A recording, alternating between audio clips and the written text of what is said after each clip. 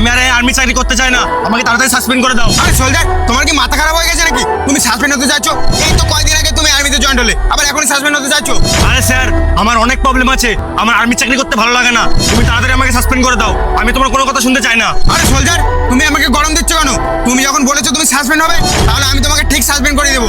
কিন্তু এই মুহূর্তে আমি তোমাকে সাসপেন্ড করাতে পারবো না। 5 দিন পরে আমি তোমাকে সাসপেন্ড করিয়ে দেবো। এই তো স্যারের ঘাড়ে আমি এখন জিপিএস লাগিয়ে দিয়েছি, স্যার এখন কিচ্ছু করতে পারবে না, স্যার এখন রোবট হয়ে গেছে। আমি এখন স্যারকে যাই বলবো স্যার এখন তাই করবে। বলো মালিক, আমাকে এখন কি করতে হবে? তুমি যা বলবা আমি তাই করব। তোকে এখন কিচ্ছু করতে হবে না, তুই আমার সাথে চল। বস, এই দেখো তোমার কথা মতো এই ফজিকে রোবট বানিয়ে নিয়ে এসেছি। এখন এই রোবটকে তুমি যা বলবে এই রোবট তাই করবে। আচ্ছা তাই নাকি? এই রোবটকে আমি যা বলবো ও তাই করবে? এই রোবট এই ফাজিকে মেরে ফেল। আরে বস, এটা তুমি কি করছো?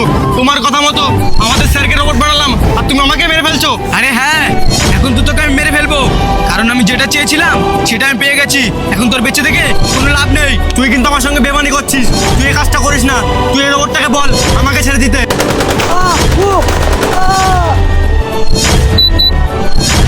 আরে আমি তো বর্ডারে ছিলাম, আমি এখানে কি করে আসলাম? আরে স্যারকে তো সত্যি কথা বলা যাবে না, ওই স্যার আমাকে মেরে ফেলবে।